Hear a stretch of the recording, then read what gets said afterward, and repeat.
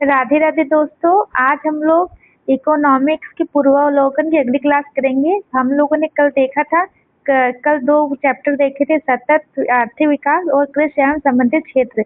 उससे जितने भी संबंधित क्वेश्चन थे हम लोगों ने कल देख लिए थे। आज हम लोग औद्योगिक क्षेत्र और तृतीय क्षेत्र से जितने भी क्वेश्चन आए होंगे वो कर लेंगे। चलिए हम लोग अब आगे प्रश्न करते हैं। ये तो सारी वही व्याख्या दी हुई है जिसको प्रश्न में ही हम लोग पढ़ लेंगे, क्योंकि प्रश्न में ही जो है पहला क्वेश्चन देखते हैं। प्रश्न में उसके नीचे व्याख्या दी होती है। सबसे पहला क्वेश्चन हम लोग देखते हैं। चलिए हम लोग पहला क्वेश्चन देखते हैं। पहला क्वेश्चन है, फॉर्च्यूनर पत्रिका के ग्लोबल 500 सूची में स्थान पाने वाली कौन सी निजी क्षेत्र की सर्वप्रथम कंपनी थी? वे कंपनी थी रिलायंस इंडस्ट्रीज लिमिटेड। अगला प्रश्न देखते हैं। फॉर्च्यून इंडिया के 500 कंपनी निगम की सूची में अनुसार 2019 में सबसे बड़ी कंपनी थी, तो वे थी रिलायंस इंडस्ट्रीज लिमिटेड। अगला प्रश्न देखते हैं। अगला प्रश्न है, निम्नलिखित 2023 और 2023 में 200 अरब अमेरिकी डॉलर का बाजार पूंजीकरण पार करने वाली पहली भारतीय कंपनी कौन सी बनी?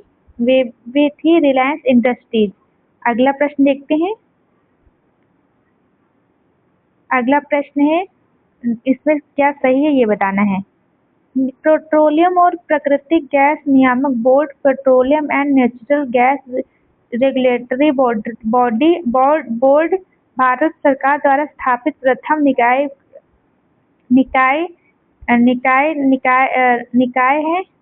निकाय है।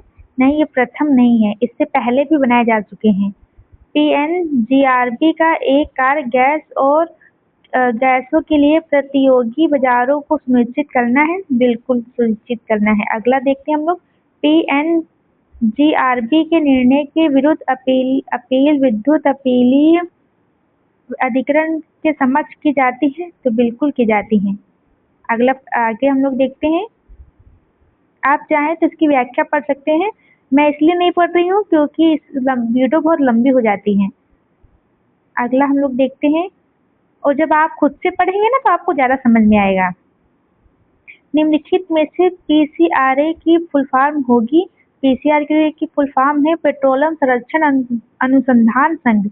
पेट्रोलियम संरक्षण अनुसंधान संघ। अगला प्रश्न है,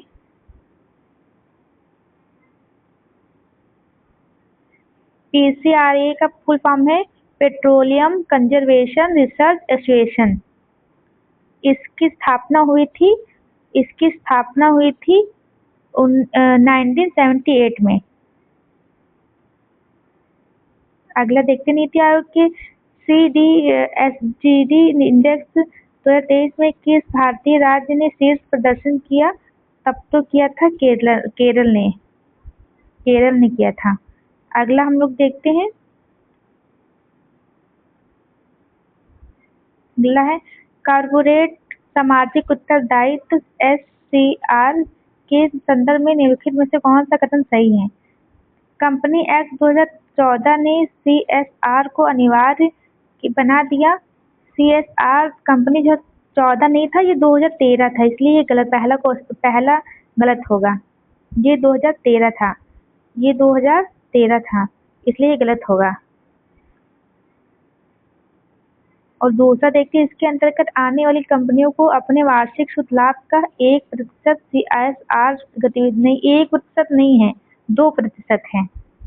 चलिए हम इसको पढ़ लेते हैं, क्यों इससे क्वेश्चन दोबारा आ सकता है।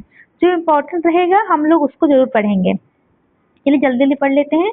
सैद्धांतिक तौर पर कॉर्पोरेट सामाजिक उत्तरदायित्व का अर्थ है सामाजिक जिम्मेदारियों को निभाते हुए कारोबार करना, न कि समाज पर उपकार करना। कॉर्पोरेट सामाजिक उत्तरदायित्व कॉर्पोरेट शासन का वह रूप है जिसके प्रक्रिया प्रणाली जिसकी प्रक्रिया प्रणालियों का ऐसा समूह स्वीकार किया जाता है जिसके तहत किसी उपक्रम या कंपनी का संचालन कंपनी के शेयरधारकों, कर्मचारियों या कंपनी के उपभोक्ताओं के हितों में होता हो। कंपनी अधिनियम 2013, वहाँ पे 2014 लिखा हुआ था, तो 2013 भारत में कॉर्पोरेट शासन का आधार देता है। SRA गतिविधियों पर कंपनियों द्वारा पिछले 3 साल के औसत शुद्ध लाभ का 2%, पिछले 3 साल के औसत शुद्ध लाभ का 2% की खर्च करने की बात की गई है। कंपनी अधिनियम 2013 की धारा 135 कंपनी द्वारा कॉर्पोरेट सामाजिक उत्तरदायित्व की दिशा में गतिविधियों से संबंधित है। अगला प्रश्न देखते हैं, कॉर्पोरेट सोशल रिस्पॉन्सिबिलिटी संबंधित कानून सबसे पहले किस देश में आया था? तो सबसे पहले आया था भारत में। अगला प्रश्न देखते हैं, आप इसकी व्याख्या पढ़ लीजिएगा, बार बार क्या ही व्याख्या पढ़ें। अगला प्रश्न है, भारत में निगमित सामाजिक उत्तरदायित्व नियमों के संदर्भ में निम्नलिखित कथनों पर विचार कीजिए।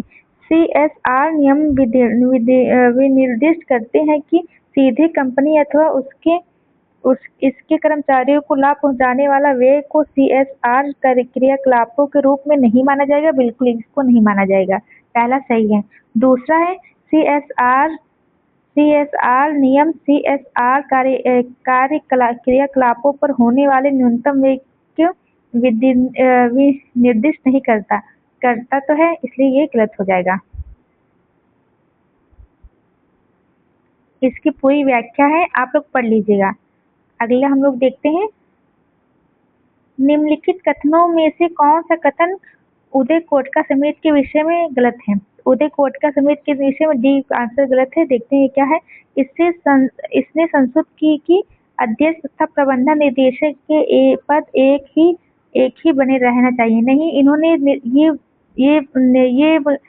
ये संसूचित की थी कि अध्यक्ष और प्रबंधन निदेशक ये अलग अलग होना चाहिए, न कि एक बने रहना चाहिए, इसलिए ये गलत है। बाकी ऊपर के सब सही हैं। यह समिति सेबी द्वारा गठित की गई थी, तो कोटका समिति सेबी द्वारा गठित की गई थी। इसका संबंध निगमीय प्रशासन से है। इससे संसूचित की है कि कंपनी बोर्ड को कम से कम आधे स्वतंत्र निदेशक होने चाहिए, बिल्कुल ये भी था। ये इसकी पूरी व्याख्या आप लोग पढ़ लीजिएगा। अगला प्रश्न है, भारतीय रेलवे के संदर्भ में निम्नलिखित कौन सा कथन सही है? 2023 तक 67% विद्युतीकरण का लक्ष्य रखा गया, बिल्कुल रखा गया था। 2030 तक शुद्ध कार्बन उत्सर्जन, बिल्कुल ये भी था, इसलिए सी सही होगा। अगला प्रश्न देखते हैं, जल्दी जल्दी प्रश्न करते हैं। भारत में पहला रबर टायर आधारित मेट्रो कहाँ बनाया जा रहा है? तो वह बनाया गया था नासिक में। अगला प्रश्न देखते हैं, खुदरा फर्नीचर की विशाल कंपनी आइकिया का भारत में पहला शोरूम 2018 में किस शहर में खोला गया? तो करंट का प्रश्न है, तब खोला गया था हैदराबाद। जो करंट का प्रश्न है वो दोबारा रिपीट होने में बहुत मुश्किल होती है, वो नहीं रिपीट होंगे। अगला प्रश्न है, औद्योगिक विकास केंद्र बानमोर मध्य प्रदेश के किस जिले में है? ये मध्य प्रदेश से संबंधित है, ये है मुनेरा में। अगला प्रश्न है, निर्यात उत्कृष्ट शहर में मध्य प्रदेश में कौन से 2 शहर शामिल हैं? तो वे हैं देवास और इंदौर। देवास जहाँ पर नोट छापे जाते हैं। सार्वजनिक निजी भागीदारी पर आधारित अवसंरचना विकास में पुनरावलोकन तथा परिष्करण हेतु गठित समिति का अध्यक्ष कौन था? तो वे थे वी केलकर साहब।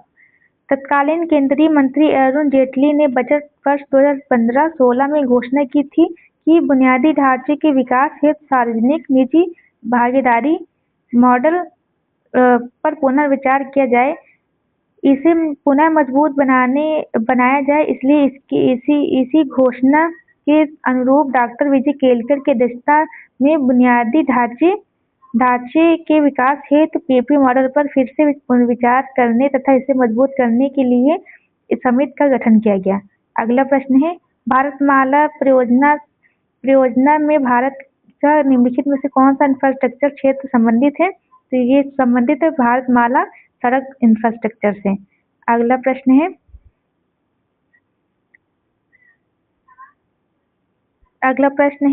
राष्ट्रीय ढांचागत पाइपलाइन सरकार द्वारा वर्ष 2020 से 30 की अवधि के लिए प्रारंभ की गई थी। नहीं, ये 20 से 25 के लिए था, इसलिए पहला कारण कथन तो गलत है। दूसरा है, NIP का उद्देश्य सभी को समान ढांचागत सुविधा प्राप्त करना है। बिल्कुल ये सही है, कथन गलत और कारण सही है। इसका उद्देश्य था 2020 से इस योजना का उद्देश्य वर्ष 2020 से 25 था। आगे देखते हैं, PM गति शक्ति योजना के संदर्भ में निम्नलिखित में से कौन सा सही कथन है? PM गति शक्ति राष्ट्रीय योजना का शुभारंभ 2022 में किया गया था। नहीं, 2022 में नहीं था, ये था 31 अक्टूबर 2021, इसलिए ये गलत होगा। तो पहला जो है गलत है। अगला देखते हैं, राष्ट्रीय अवसंरचना पाइपलाइन में 7 इंजनों सड़क, रेलवे, एयरपोर्ट, बंदरगाह, जनसंचार संसाधन, जलमार्ग और लॉजिस्टिक अवसंरचनाओं के संबंधित परियोजनाओं को PM गति शक्ति ढांचे के साथ जोड़ा जाएगा। बिल्कुल इसको जोड़ा जाएगा, इसलिए केवल 2 सही होगा। आप चाहें तो इसकी व्याख्या पढ़ सकते हैं। आगे हम लोग देखते हैं, 20वां प्रश्न है, निम्नलिखित में से भारत का कौन सा औद्योगिक आर्थिक गलियारा जापान के सहयोग से विकसित किया जा रहा है? तो वो था, देखते कौन था, वे था दिल्ली मुंबई। अगला प्रश्न देखते हैं, सूची 1 को सूची 2 से मिलाना है। ये 2019-23 के दौरान आधारभूत संरचना पर किए गए खर्च के अनुसार श्रेष्ठतम क्रम है। तो पहला है महाराष्ट्र जो है, महाराष्ट्र दूसरे नंबर पर है, और उत्तर प्रदेश प्रथम स्थान पर है। तमिलनाडु है तृतीय स्थान पर, और कर्नाटक चतुर्थ स्थान पर, इसलिए ऑप्शन बी सही होगा। उत्तर प्रदेश प्रथम स्थान पर, महाराष्ट्र द्वितीय, तमिलनाडु तृतीय और कर्नाटक चतुर्थ। अगला प्रश्न है, दीपक पारेख कमेटी अन्य चीजों के साथ साथ निम्नलिखित में से किस एक उद्देश्य के लिए गठित की गई थी? वह उद्देश्य था अवसंरचना के विकास और वित्तीयन के लिए उपाय सुझाना। अवसंरचना के विकास और वित्तीयन के लिए उपाय सुझाना। अगला प्रश्न देखते हैं। अगला प्रश्न है, और इसका गठन कब हुआ था? दीपक पारेख कमेटी का गठन हुआ था मई 2007 को। ऐसे पूछा जा सकता है, मई 2007 को। अगला प्रश्न है, भारत विश्व का दूसरा सबसे बड़ा मोबाइल गेमिंग बाजार है। भारत विश्व का दूसरा सबसे बड़ा मोबाइल गेमिंग बाजार है, तो ऐसा नहीं है, हमको लगता है पहले चाइना है। भारत में 1950 मिलियन से ज्यादा नेटवर्क के उपयोग करता है। बिल्कुल, ये भारत में इससे ज्यादा ही उपयोग करता है, इसलिए एक गलत है और 8 सही है। ये 2025 में जो रिपोर्ट आई थी उसके हिसाब से दिया गया है, ये यूपी पीसीएस में आया था 2025 में।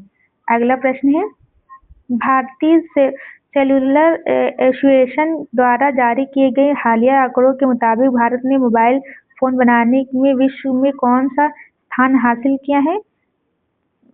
फोन बनाने में ये 2017 के बाद में भारत चीन के बाद मोबाइल फोन बनाने में दूसरा स्थान पर पहुंच गया था। फरवरी 2025 के आंकड़ों के अनुसार के आधार पर भी फोन बनाने के संदर्भ में भारत चीन के बाद दूसरा स्थान रखता है, तो भारत दूसरे स्थान पर है, अभी भी दूसरे स्थान पर है।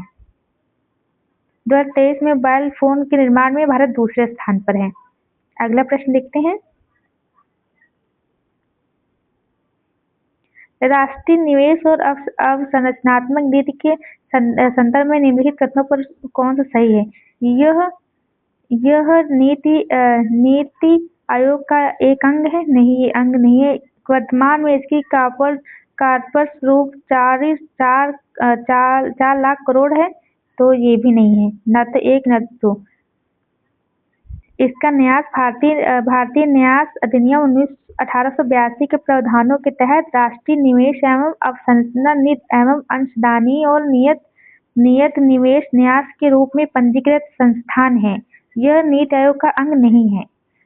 इसकी कॉर्पोरेट रूप 40 करोड़ है, न कि 4 लाख, इसलिए दोनों ही गलत हैं।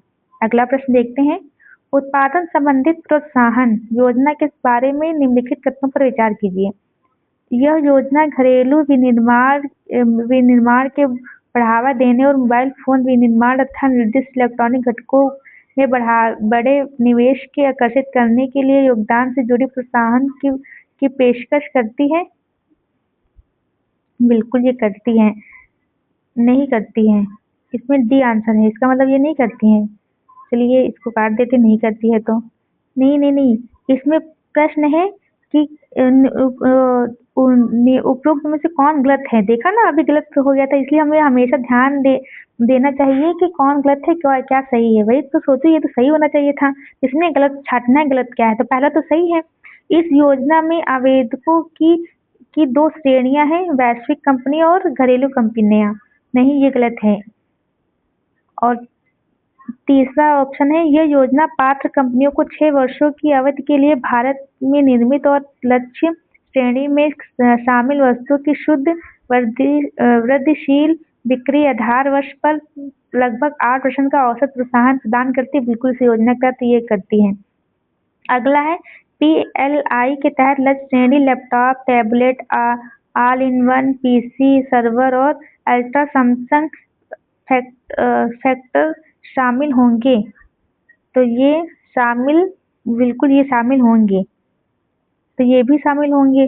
तो प्रश्न क्या, पहला, दूसरा और तीसरा गलत था, तो डी होगा।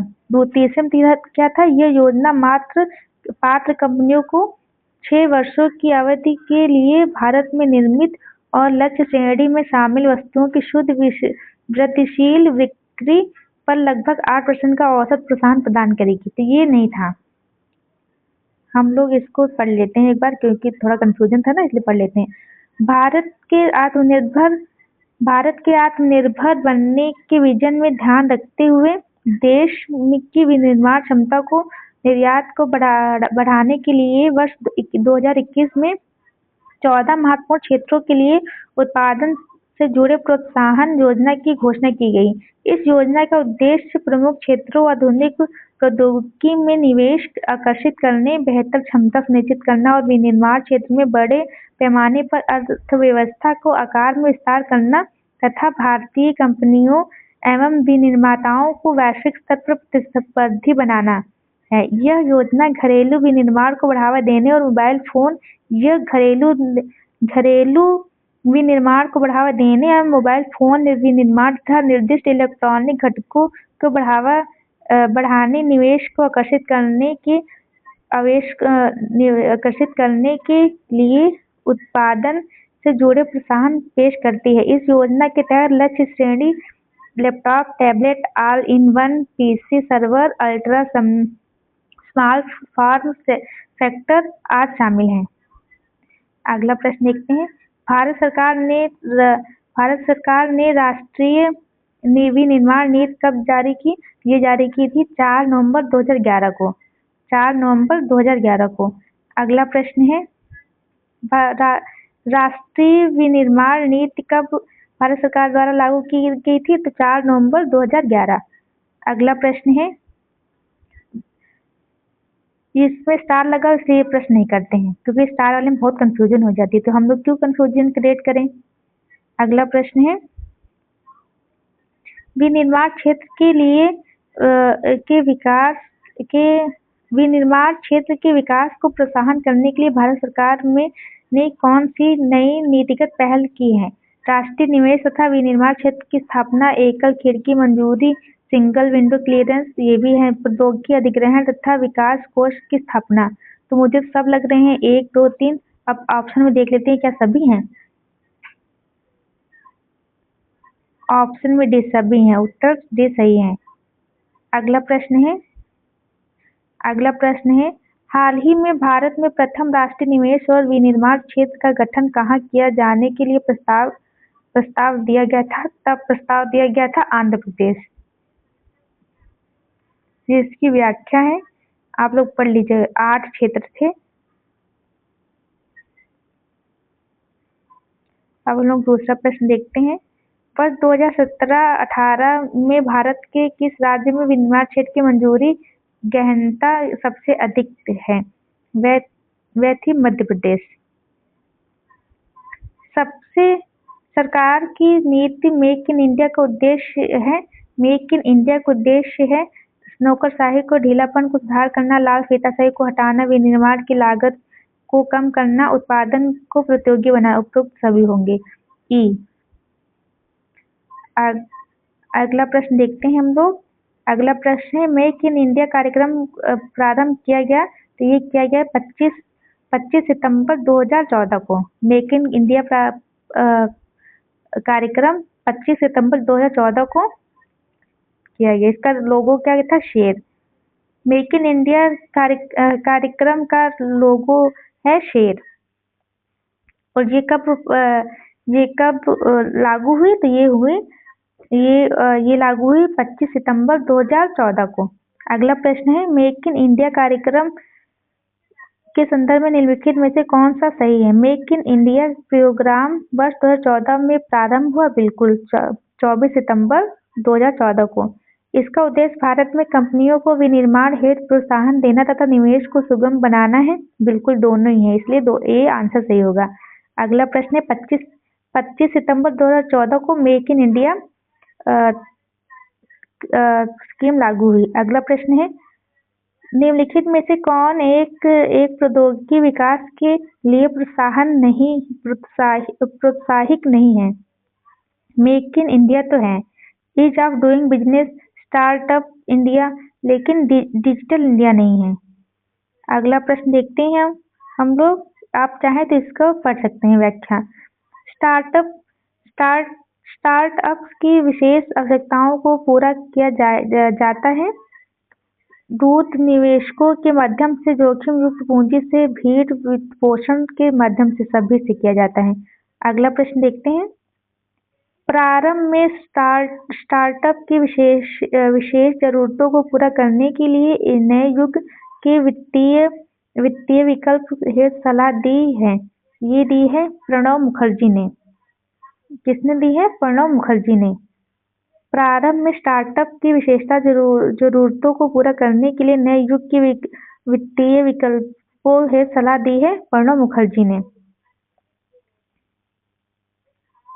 अगला प्रश्न है, आप लोग इसको पढ़ लीजिएगा, आपको समझ में आ जाएगा। अगला प्रश्न है, मुझे माफ कर दीजिएगा कि मैं इसका व्याख्या नहीं पढ़ रही हूँ, क्योंकि मैं व्याख्या पढ़ूंगी तो बहुत लंबा वीडियो हो जाएगा और फिर आप लोग बोर हो जाएंगे। किस भारतीय राज्य ने जनवरी 2022 में छात्र स्टार्टअप और नवाचार नीति 2.0 शुरू की है? तो ये करंट का था, तो ये की थी गुजरात ने। अगला प्रश्न हम लोग देखते हैं। स्टैंड अप इंडिया स्कीम के संदर्भ में निम्नलिखित में से कौन सा सही है? इसका प्रयोजन SC ST एवं महिला उद्यमियों में उद्यमिता को प्रोत्साहन करना है, बिल्कुल इसका प्रयोजन है ये। और यह सिडबी के माध्यम से पुनर्वित्त का प्रावधान करता है, बिल्कुल ये दोनों ही है, इसलिए ऑप्शन सी होगा। अगला प्रश्न देखते हैं हम। ये इसका जो है ये व्याख्या है। ये कब लागू हुई थी? तो 15 अगस्त 2015 को प्रधानमंत्री द्वारा एक युगांतरकारी योजना स्टैंड अप इंडिया की घोषणा की गई थी। प्रधानमंत्री द्वारा इस योजना का शुभारंभ 5 अप्रैल 2016 में नोएडा में बाबू जगजीवन राम के जन्म दिवस पर बाबा साहेब अम्बेडकर की 125वीं जयंती पर किया गया। इसको तो जरूर याद रखिए, इतना तो आप जरूर ही पढ़ लीजिएगा। अगला देखते हैं। स्टार्टअप इंडिया स्कीम का प्रयोजन है, ये प्रयोजन है अनुसूचित और अनुसूचित जनजातियों एवं महिलाओं उद्यमियों में उद्यमिता को प्रोत्साहन करना। ये कब लागू हुई? 5 अप्रैल 2016 से कहाँ से लागू? नोएडा से। अगला प्रश्न देखते हैं। उद्यमिता को बढ़ावा देने हेतु योजना स्टार्टअप इंडिया संबंधित है, तो ये संबंधित है महिला, एससी और एसटी से। अगला प्रश्न है प्रधानमंत्री मुद्रा योजना निम्नलिखित में से किसके अंतर्गत आती है, तो ये आती है वित्त मंत्रालय के अंतर्गत, ये आती है वित्त मंत्रालय के अंतर्गत। अगला प्रश्न देखते हैं प्रधानमंत्री मुद्रा योजना का क्रियान्वयन वित्त मंत्रालय भारत सरकार के अंतर्गत वित्तीय सेवा विभाग द्वारा किया जाता है। इसकी शुरुआत कब हुई थी? मुद्रा योजना की शुरुआत हुई थी 8 अप्रैल 2015 को। इसकी शुरुआत कब हुई थी? 8 अप्रैल 2015 को। इसको भी याद रखिएगा, ये भी पूछा जाता है। अगला प्रश्न है प्रधानमंत्री मुद्रा योजना का लक्ष्य क्या है? इनका लक्ष्य है लघु उद्यमियों को औपचारिक वित्तीय प्रणाली में लाना। अगला प्रश्न है, आप लोग इसको पढ़ लीजिएगा। अगला प्रश्न है भारत सरकार की मुद्रा योजना का उद्देश्य है, तभी हम लोगों ने देखा था छोटे व्यापार स्थापित करने हेतु आसान वित्तीय सहायता उपलब्ध कराना। अगला प्रश्न हम लोग देखते हैं, आप लोग चाहे तो इसको पढ़ भी सकते हैं। ये योजना कब प्रारंभ की गई? 8 अप्रैल 2015 को। अगला प्रश्न है इसमें लेकिन इसको एक बार पूरा पढ़ लेते हैं क्योंकि इससे दोबारा भी प्रश्न आ सकता है। 8 अप्रैल 2015 को प्रधानमंत्री नरेंद्र मोदी ने प्रधानमंत्री मुद्रा योजना की शुरुआत की। मुद्रा से तात्पर्य है micro unique development and refinance agency. इस योजना में गैर कृषि क्षेत्र में आय अर्जक गतिविधियों के प्रदान किए गए 10 लाख रुपए तक के सभी ऋणों को प्रधानमंत्री मुद्रा योजना में समाहित किया जाएगा। पीएमएमवाई का मुख्य उद्देश्य छोटे व्यापारिक स्थापित करने हेतु आसान वित्तीय सहायता उपलब्ध कराना है। इस योजना के अंतर्गत 3 प्रकार के ऋण प्रदान किए जाते हैं जिन्हें शिशु, किशोर, तरुण नाम से जाना जाता है। शिशु योजना के तहत 50,000 रुपए का ऋण, किशोर योजना के तहत 50,000 से 5 लाख और तरुण योजना के तहत 5 लाख से 10 लाख के बीच ऋण प्रदान किया जाता है। केंद्रीय बजट 2024-25 में वित्त मंत्री ने नई ऋण श्रेणी तरुण प्लस घोषित की गई, जो विशेष रूप से उन लोगों के लिए है जिन्होंने तरुण श्रेणी के तहत ऋण लिया है और उसे सफलतापूर्वक चुका दिया है, उन्हें 10 लाख रुपए से 20 लाख रुपए तक के ऋण प्राप्ति की सुविधा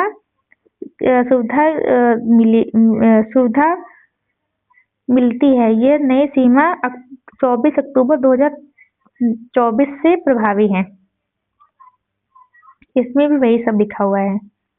अगला प्रश्न हम लोग देखते हैं प्रधानमंत्री मुद्रा योजना के अंतर्गत सूक्ष्म श्रेणी के उद्योग, व्यवसाय व सेवा हेतु बैंकों से कितना ऋण राशि किशोर व्यवसाय के लिए ले सकते हैं? तो वे था 5 लाख से 10 लाख, 50 लाख से 5 लाख के अंदर। अगला प्रश्न है प्रधानमंत्री मुद्रा योजना के अंतर्गत प्रदान किए जाने वाले ऋण की अधिकतम सीमा वर्तमान में कितनी है? वर्तमान में 20 लाख है। तरुण प्लस के अंतर्गत 10 से ये रहा, तरुण प्लस में 10 लाख रुपए से 20 लाख रुपए तक ऋण है। उद्यम क्रांति योजना का मुख्य उद्देश्य क्या है? इसका उद्देश्य है स्वरोजगार के लिए गारंटी रहित ऋण प्रदान करना। अगला प्रश्न है भारतीय गुणवत्ता परिषद QCI के संदर्भ में निम्नलिखित कथनों पर विचार कीजिए। QCI का गठन भारत सरकार तथा भारतीय उद्योग द्वारा संयुक्त रूप से किया गया, तो बिल्कुल किया गया। अगला प्रश्न है QCI के अध्यक्ष की नियुक्ति उद्योग द्वारा सरकार को की गई संस्तुति पर प्रधानमंत्री द्वारा की जाती है, तो की जाती है। दोनों ही सही हैं।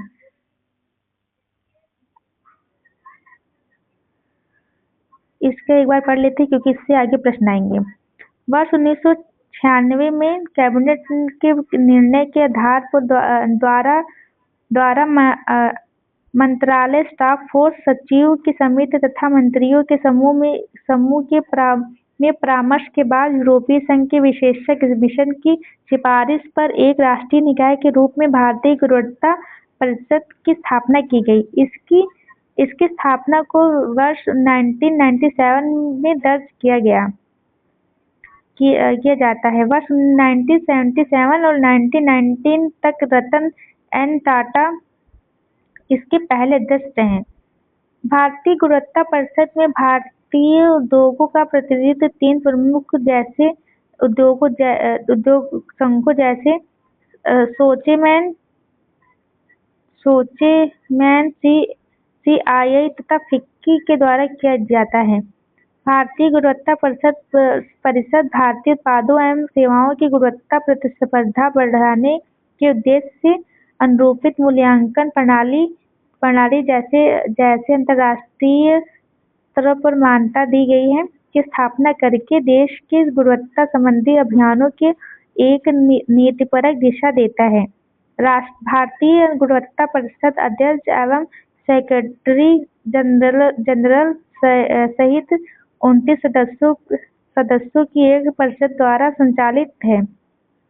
QCI के अध्यक्ष की नियुक्ति उद्योगों द्वारा सरकार को की गई संस्तुत पर प्रधानमंत्री द्वारा की जाती है। आप इसको एक बार खुद से पढ़ लीजिएगा। निम्नलिखित भारतीय अधिनियमों का सही कालानुक्रम क्या है? तो यहाँ पे तो कालानुक्रम नहीं लगा सकते, सीधा हम लोग इसकी व्याख्या ही देख लेते हैं। इसकी व्याख्या है सबसे पहले आया न्यूनतम मजदूरी अधिनियम 1948, फिर इंडस्ट्री डेवलपमेंट एंड रेगुलेशन 1951, फिर उसके बाद MRTP एक्ट आया 1969 में और फेरा आया 1973 में। अगला प्रश्न है, ये शायद दोबारा भी पूछा जा सके इसलिए इसको याद कर लीजिएगा। न्यूनतम मजदूरी अधिनियम 1948, development and regulation 1951, MRTP act 1969 और फेरा आया था 1973। अगला प्रश्न है, पिछले कुछ वर्षों में भारतीय औद्योगिक क्षेत्र में सम्मिलित तथा अधिग्रहण की घटनाएं हो रही हैं। बिल्कुल हो रही हैं, क्योंकि भारत में एकाधिकार एवं प्रतिबंधिता व्यापार अधिनियम में पर्याप्त ढील दी गई है। बिल्कुल इसीलिए ऐसा हो रहा है, इसलिए ए आर की सही व्याख्या है। ये पूरा उत्तर है इसका। ये व्याख्या आप लोग पढ़ लीजिएगा, क्योंकि पढ़ने बैठेंगे तो बहुत देर हो जाएगी और जब आप खुद से पढ़ेंगे ना तो आपको समझ में भी आएगा। मैं पढ़ूंगी तो आपको समझ में नहीं आएगा। भारत में निम्नलिखित में से कौन एक उन फैक्ट्रियों में जिनमें कामगार नियुक्त हैं औद्योगिक विवाद समापनों, छटनी और कामबंदी के विषय में सूचनाओं का संकलन करती है? तो ये है श्रम ब्यूरो। अगला प्रश्न देखते हैं। श्रम ब्यूरो वर्ष 1920 में स्थापित किया गया था। 1929 का व्यापार विवाद अधिनियम ट्रेड डिस्प्यूट एक्ट निम्नलिखित में से किसका उपन करता है? तो ये करता है अधिकरणों की प्रणाली तथा हड़तालों पर रोक। अगला प्रश्न देखते हैं। अगला प्रश्न है, निम्नलिखित कथनों पर विचार कीजिए। औद्योगिक रोजगार संस्थानीय आदेश केंद्रीय संशोधन नियम 2018 के अनुसार यदि नियत अवैध रोजगार के लिए नियमों के क्रियान्वयन किया जाता है तो फर्म कंपनी के लिए कामगारों की छटनी करना अपेक्षाकृत आसान हो जाता है। तो इसमें था, बिल्कुल सही है। अस्थायी कारीगरों के मामले में रोजगार समाप्त करने के लिए कोई नोटिस देना आवश्यक नहीं है। बिल्कुल ये भी था, इसलिए ये सही है। आप लोग इसमें पढ़ सकते था, ये था। अगला प्रश्न है, निम्नलिखित कथनों पर विचार कीजिए। फैक्ट्री एक्ट 1881 औद्योगिक कामगारों की मजदूरी नियत करने के लिए और कामगारों के मजदूरी संघ बनाने देने की दृष्टि से पारित किया गया था। बिल्कुल, ये तो उद्देश्य नहीं था, वो भी तब ML लोखंडे ब्रिटिश भारत में मजदूरी आंदोलन संगठन करने के अग्रगामी थे। बिल्कुल ये थे अग्रगामी, इसलिए ऑप्शन बी सही होगा। आगे देखते हैं, आप लोग चाहें तो इसको पूरा पढ़ सकते हैं। अगला प्रश्न है, निम्नलिखित में से कौन से श्रम संबंधित अधिनियम को मजदूरी संहिता 2019 में सम्मिलित किया गया है। वे किया गया है न्यूनतम मजदूरी अधिनियम, दूसरा है बोनस भुगतान अधिनियम और पांचवा है समान पारिश्रमिक अधिनियम। ये तीनों दिए गए, इसलिए ऑप्शन सी सही है। इसको संविदा श्रम अधिनियम को शामिल नहीं किया गया। आगे देखते हैं, आप चाहें तो ये पूरा पढ़ सकते हैं। अगला प्रश्न देखते हैं। भारत में नियोजित अनियत मजदूरी के संदर्भ में निम्नलिखित कथनों पर विचार कीजिए। सभी अनियत मजदूर कर्मचारी भविष्य निधि सुरक्षा के हकदार हैं। वर्तमान में नए कानून के हिसाब से हैं। सभी अनियत मजदूरी नियमित कार्य समय एवं समयोपरि भुगतान के हकदार हैं, बिल्कुल हैं। सरकार अधिसूचना के आधार या विनिर्दिष्ट कर सकती है कि कोई प्रतिष्ठान या उद्योग केवल अपने बैंक खातों के माध्यम से मजदूरी का भुगतान करेगी। हाँ, सरकार ऐसा कर सकती है, इसलिए 1, 2, 3 तीनों ही हैं। आप लोग ये पढ़ लीजिएगा। 1 अप्रैल 2007 से प्रभावी उत्तर प्रदेश के कुशल, अब तो ये नहीं आएगी इसलिए इसको नहीं पढ़ते हैं। अगला प्रश्न है, अब 1 अक्टूबर 2025 से 31 मार्च 2026 तक प्रभावी न्यूनतम मजदूरी दरें निम्नलिखित हैं। अकुशल के लिए 11,000, अर्धकुशल के लिए 12,000 और कुशल के लिए 13,000। बस हम लोग इतने ही कमा सकते हैं इनके अनुसार। वर्ष 2006-07 के में भारत की जीडीपी में 2006-07 के, इसको भी रहने देते क्योंकि इसका भी कोई मतलब नहीं है। जो भी करंट है ना, करंट से संबंधित है, उसको करने से कोई मतलब नहीं है, इसलिए हम लोग क्यों अपना समय वेस्ट करें, क्योंकि अभी आगे जाके बहुत सारे प्रश्न हैं करने के लिए, तो ये भी नहीं करते हैं। इसमें स्टार लगाओ, इसको भी नहीं करते हैं। अगला प्रश्न देखते हैं। प्रधानमंत्री मुद्रा योजना का लक्ष्य क्या है? तो प्रधानमंत्री मुद्रा योजना का लक्ष्य है लघु उद्योगों में औपचारिक वित्तीय प्रणाली को लाना। ये सही है। अगला प्रश्न है,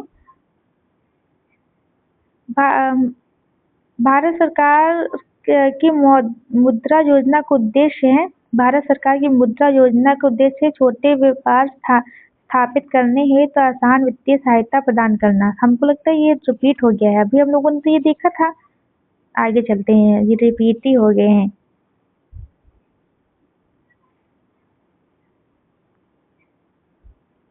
ये सब प्रश्न हम लोगों ने देख लिए हैं, ये भी देख लिया था। हाँ, इससे आगे इस प्रश्न से, हाँ ये प्रश्न है 64वां प्रश्न था। सांख्यिकी और कार्यक्रम के क्रियान्वयन मंत्रालय के औद्योगिक उत्पादन सूचकांक आईपी के आंकड़ों के अनुसार वित्तीय वर्ष 2023 में किन सूचकांकों में महत्वपूर्ण वृद्धि देखी गई? तो ये थे पूंजी वस्तु और बुनियादी ढांचा विनिर्माण वस्तु। 2026 में प्राथमिक वस्तु, पूंजीगत वस्तु, सहायक वस्तु, बुनियादी ढांचा सबसे ज्यादा 2025-26 में भी बुनियादी ढांचा है और फिर उसके बाद पूंजीगत वस्तुएं हैं।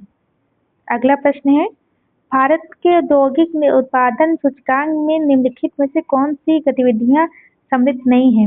ये सम्मिलित नहीं है निर्माण, बाकी ये सभी हैं। खनन, विनिर्माण और विद्युत, ये सभी हैं। ये प्रश्न के नीचे हल व्याख्या दी हुई है, आप लोग पढ़ लीजिएगा। औद्योगिक उत्पादन निर्देशांक, जो कि भारतीय अर्थव्यवस्था में औद्योगिक क्रियाओं का मापन है, इसमें क्या सम्मिलित नहीं किया जाता है? इसमें गैस एवं जलापूर्ति इसमें शामिल नहीं होती हैं, बाकी तीनों शामिल हैं। अगला प्रश्न देखते हैं। अगला प्रश्न है, भारत में औद्योगिक क्षेत्र की उपलब्धि को मापने के लिए निम्न में से कौन सी संस्था औद्योगिक उत्पादन के सूचकांकों को जारी करती है? तो वे संस्था है एनएसओ। तो एनएसओ कहाँ है? राष्ट्रीय प्रतिस्पर्धा सर्वेक्षण। इनमें से आंसर होगा। भारत के औद्योगिक उत्पादन राष्ट्रीय सांख्यिकी कार्यालय के आर्थिक सांख्यिकी प्रभाग द्वारा जारी किया जाता है। अगला प्रश्न है, चलिए अगला प्रश्न देखते हैं। अगला प्रश्न है, ये भी नहीं देखते क्योंकि ये भी करंट से संबंधित था, तो इसको भी नहीं देखते हैं। अगला प्रश्न देखते हैं। अगला प्रश्न, भारत में औद्योगिक उत्पादन सकल सूचकांक में 8 मूल उद्योगों को सूचकांक का संयुक्त भार 37.90% है। निम्नलिखित में से कौन से उद्योग उन 8 उद्योगों में सम्मिलित हैं? तो ये उद्योग हैं सीमेंट उद्योग, उर्वरक उद्योग, प्राकृतिक गैस उद्योग और रिफाइनरी उत्पाद। उसमें कपड़ा उद्योग नहीं था, ये नहीं था। ऑप्शन सी सही होगा। अगला देखते हैं। वे आठ कौन कौन से उद्योग हैं? कच्चा तेल, रिफाइनरी गैस, प्राकृतिक गैस, उर्वरक, कोयला, विद्युत, सीमेंट का इस्पात। अगला प्रश्न देखते हैं। भारत में आठ कोर सेक्टर में कौन सम्मिलित नहीं है? तो रसायन नहीं था, बाकी उर्वरक, विद्युत, सीमेंट, कोयला ये सारे थे। अगला देखते हैं, जल्दी देखते हैं। इसमें स्टार लगा हुआ है, लेकिन एक बार देखते हैं क्या कह रहा है प्रश्न। 8 मूल उद्योगों को सूचकांक में निम्नलिखित में से किसको सर्वाधिक महत्व दिया गया है? तो तब सर्वाधिक महत्व दिया गया था, तब भी उत्तर सही था। 2000 इसको आज के अनुसार देखते हैं। 2020 जनवरी 2026 को जारी आंकड़ों के अनुसार औद्योगिक उत्पादन सूचकांक में शामिल मूल उद्योगों के भार निम्न हैं। कोयला 10, कच्चा तेल 8, प्राकृतिक गैस 6, लगभग पेट्रोलियम रिफाइनरी 28%। तो इसमें सबसे ज्यादा कौन से? पेट्रोलियम रिफाइनरी, ये तो उसमें है नहीं। और उसके बाद सीमेंट, फिर विद्युत है लगभग 20%। तो इस प्रश्न के अनुसार से कौन सा होगा? बी, विद्युत। अगला प्रश्न देखते हैं। ये 2003 का है, तो इसको भी नहीं देखते हैं क्योंकि वो आंकड़े 2021 के हैं, 2001 के हैं। अगला प्रश्न देखते हैं। सॉरी, मुझसे बोलने में बहुत गलती हो जाती है, जबकि मैं पढ़ती सही हूँ, लेकिन बोलने में पता नहीं क्यों गलती हो जाती है।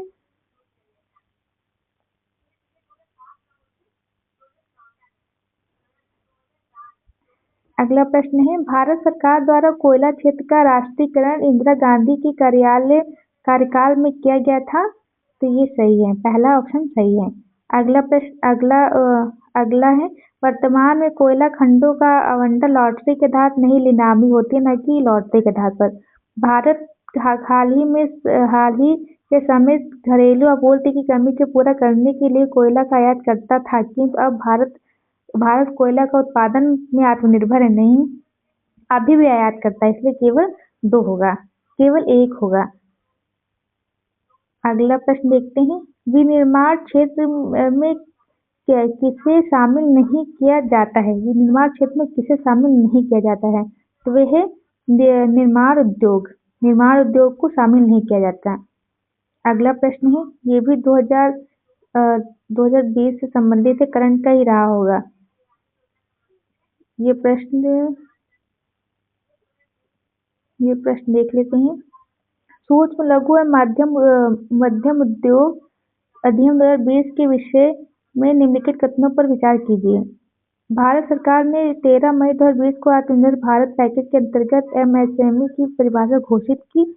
यह बदली परिभाषा 1 जनवरी 2020 से प्रभावी है। नई परिभाषा के विनिर्माण तथा सेवा क्षेत्र की इकाइयों में वर्गीकरण का एक समान सूत्र अपनाया गया है। इसका एक मिनट वो देखना पड़ेगा, क्योंकि इसमें पी होगा केवल 1 और 2, केवल 1 और 2 होगा, 1 और 3, केवल 1 और 3। नई परिभाषा में विनिर्माण तथा सेवा क्षेत्र की इकाइयों में वर्गीकरण का एक समान सूत्र अपनाया गया, और ये भारत सरकार ने 13 मई 2020 को आत्मनिर्भर भारत पैकेज के अंतर्गत एमएसएमई की परिभाषा घोषित की थी। हम लोग इसकी परिभाषा पढ़ लेते हैं।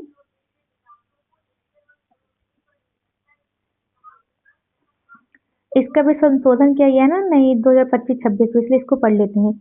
वर्ष 2006 में एसएमई विकास अधिनियम के अस्तित्व में आने के 14 वर्ष बाद 13 मई 2020 को आत्मनिर्भर भारत पैकेज एमएसएमई की परिभाषा में संशोधित किए जाने की घोषणा की गई थी। इसमें विनिर्माण तथा सेवा क्षेत्र की इकाइयों में वर्गीकरण का एक समान सूत्र अपनाया गया। यह बदली परिभाषा 1 जुलाई 2020 से प्रभावी हुई। 1 जुलाई 2020 से प्रभावी हुई और उसमें हमको लगता है कुछ अलग दिया गया था। अतः कथन बी सही उत्तर है। संघीय बजट 2025 से 26 में वर्ष 2020 के एमएसएमई वर्गीकरण को पुनः संशोधित करने की घोषणा की गई। तदनुसार 21 मार्च 2025 को जारी अधिसूचना के अंतर्गत वर्तमान में 1 अप्रैल 2025 से प्रभावित एमएसएमई का संशोधन वर्गीकरण इस प्रकार है। पहले सूक्ष्म उद्योग के अंतर्गत 1 करोड़ रुपए से 5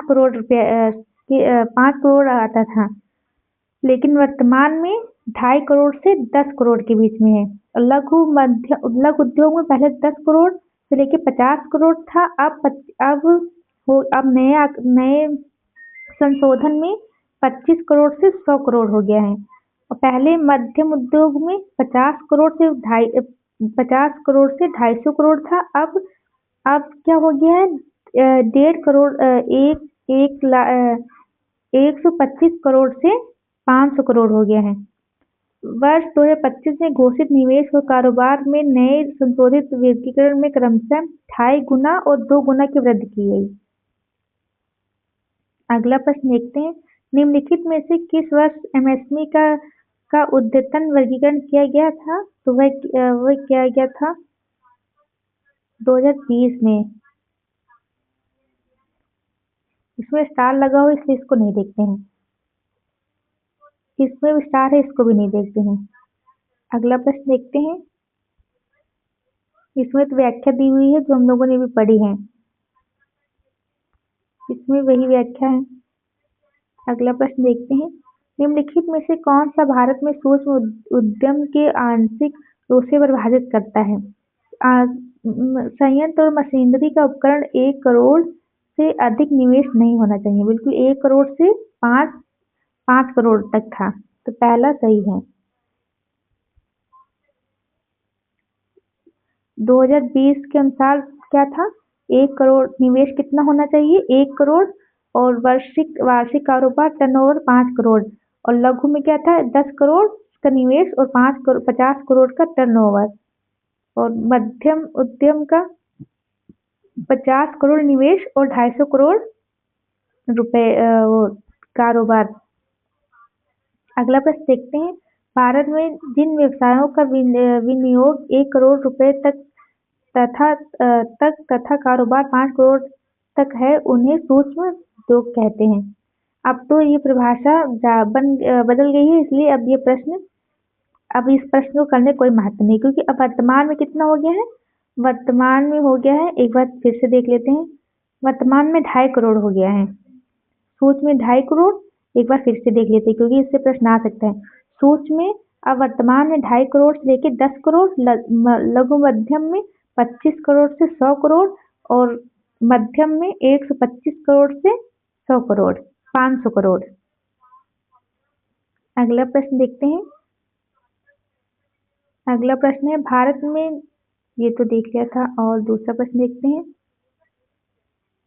सूक्ष्म लघु एवं मध्यम विकास अधिनियम पारित हुआ 2006 में। नए औद्योगिक नीति 1991 में लघु उद्योगों के लिए पूंजी विनियोग की सीमा है तब कितनी थी? तब 60 लाख थी। अब तो बढ़ गई है बहुत ज्यादा। अगला प्रश्न देखते हैं। लघु निर्माण उद्योगों में प्लांट एवं मशीनरी में विनियोग की मात्रा होनी चाहिए। अब होनी चाहिए, ये भी गलत है। अब होनी चाहिए 25 करोड़ से 100 करोड़, 25 करोड़ के बीच में। तो ये है ही नहीं इसमें, तो ये नहीं होगा। अगला प्रश्न देखते हैं। अगला प्रश्न है, सूक्ष्म लघु और मध्यम उद्योग विकास अधिनियम 2006 के अनुसार उसे मध्यम उद्योग के रूप में परिभाषित किया जाता है जिसकी निवेश राशि होती है 5 करोड़ से 10 करोड़। अब इसको कितना कर दिया गया है? इसको कर दिया गया 125 करोड़ से 500 करोड़। ये बार बार कंफ्यूजन हो जाता है ना। माइक्रो लघु और मध्यम उद्यम विकास अधिनियम 2006 के अनुसार निम्नलिखित में से कौन सी एक निर्माण क्षेत्र के मध्य उद्योगों हेतु निर्धारित निवेश की सीमा है? तो ये सीमा थी 5 करोड़ से 10 करोड़ के बीच में, लेकिन अब बदल गई है। इसको नहीं करते हैं क्योंकि बार बार पढ़ने से कंफ्यूजन ही होती है। ये प्रश्न कर लेते हैं, इसको भी नहीं करते हैं क्योंकि इसको भी करेंगे ना तो आप लोगों को करना तो कर लीजिए, नहीं तो इसको करने से भी कंफ्यूजन ही होगी। वैसे भी अब संशोधन हो चुका है। अगला प्रश्न देखते हैं। अगला प्रश्न है जी अगला प्रश्न है CGTMSE का पूरा रूप क्या है? तो इसका पूरा रूप है credit guarantee fund trust for micro and small enterprises. अगला प्रश्न देखते हैं। इसमें स्टार लगा हुआ है तो चलिए देख लेते हैं। निम्नलिखित में से किस राज्य में 31 मार्च 2011 की पंजीकृत कारखाने की संख्या अधिकतम थी? तो वो थी तमिलनाडु में। अगला प्रश्न है, जितने में स्टार दिया गया है ना उसका मतलब है करंट से देखिए आप लोग। ये वाला प्रश्न देख लेते हैं। निम्नलिखित कथनों पर विचार कीजिए। अधिकांश मामलों में लघु उद्योग बृहद उद्योगों जितने दक्ष और उपयोगी नहीं हैं, फिर भी सरकार छोटे व्यवसाय प्रतिष्ठानों के प्रति तरजीही व्यवहार करती है और इनके अनेक प्रकार के उत्पादों के लिए सुरक्षा प्रदान करती है, क्योंकि लघु उद्योग प्रति इकाई पूंजी परियोजनाओं के आधार पर अपेक्षाकृत अधिक रोजगार प्रदान करते हैं। बिल्कुल लघु उद्योग ज्यादा ही रोजगार पैदा करते हैं। अगला है, उद्योग और आर्थिक गतिविधियों के क्षेत्रीय आधार पर फैलने के को बढ़ावा देते हैं। बिल्कुल बढ़ावा देते हैं। तो ऑप्शन 1 और 2 सही हैं। अगला है तीसरा ऑप्शन है विनिर्मित उत्पादों में निर्मित में बृहद उद्योगों को अपेक्षा बेहतर निष्पादन करते रहते हैं। निष्पादन तो बेहतर नहीं है। अगला प्रश्न देखते हैं। अगला प्रश्न है, भारत जैसे विशाल देश के लिए लघु स्तरीय व कुटीर उद्योगों को मुख्यतः इसलिए प्रोत्साहन करना चाहिए क्योंकि वे अधिक रोजगार के अवसर उत्पन्न करते हैं। अगला प्रश्न देखते हैं। अगला प्रश्न है, लघु कुटीर उद्योग इसलिए महत्वपूर्ण है क्योंकि वे बृहद रोजगार प्रदान करते हैं। अगला प्रश्न देखते हैं। भारत में सबसे महत्वपूर्ण लघु स्तर उद्योग है वो है कुटीर उद्योग, वे है हथकरघा उद्योग। भारत में सबसे महत्वपूर्ण लघु स्तर उद्योग है हथकरघा उद्योग। अगला प्रश्न है, रोजगार की दृष्टि से उत्तर प्रदेश का सबसे बड़ा उद्योग है वह है हथकरघा उद्योग। अगला प्रश्न है, निम्नलिखित में से उद्योगों की क्या समस्या है? तो उद्योगों की समस्या तो ये सभी है, विपणन की समस्या, कच्चे माल का भाव, पूंजी का भाव। अगला प्रश्न देखते हैं। निम्नलिखित में से कौन सी लघु उद्योग की समस्या नहीं है? तो वित्त, कच्चा माल, विपणन, हड़ताल, अनुबंधी ये नहीं है। अगला प्रश्न देखते हैं। अगला प्रश्न है, लघु उद्योगों के लिए बनी निम्न समितियों को कालक्रम में व्यवस्थित कीजिए और नीचे दिए कोटों में सही उत्तर चुनिए। तो सबसे पहले कार्य समिति सबसे पहले आई थी, तो पहले ही आंसर दिया। सबसे पहले कार्य समिति, फिर कार्य समिति आई, फिर आई अब्दुल हुसैन समिति, फिर नायक समिति 1991, एस कोहली समिति 2000, एस कोहली समिति 2000, कार्य समिति 1955, याद कर लीजिए 1955, अब्दुल हुसैन समिति 1995 और नायक समिति 1991। अगला प्रश्न देखते हैं। अगला प्रश्न है नायक समिति का संबंध है, तो नायक समिति का संबंध है लघु उद्योगों से। निम्नलिखित में से किस एक समिति ने उद्योगों में लघु क्षेत्र के लिए वस्तुओं का आरक्षण समाप्त करने की सिफारिश की? वे थे अब्दुल हुसैन समिति। ये कब आई थी? ये आई थी 1995 में। अगला प्रश्न देखते हैं, अब्दुल हमीद समिति का संबंध था वे था लघु एवं मध्यम उद्योग से। अगला प्रश्न है, ये भी